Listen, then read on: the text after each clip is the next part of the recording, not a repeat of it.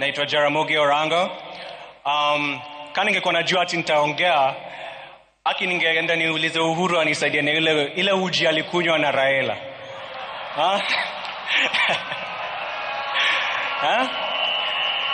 Juu sasa siwezi simama hapa niseme ati naogopa kuongelesha nyinyi wote.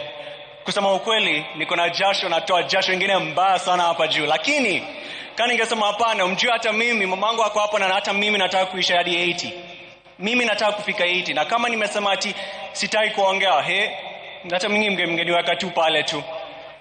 So mimi nataka tu kusema kuna tu mtu mmoja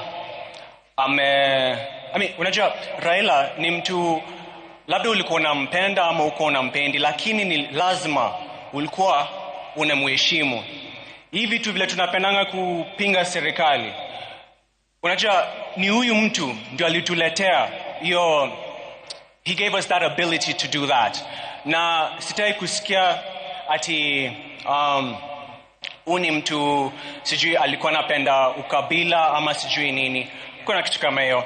So napenda tu kusema asante kwa baba, na nataka ku pass my condolences kwa Auntie Aida na kila mtu mwingine.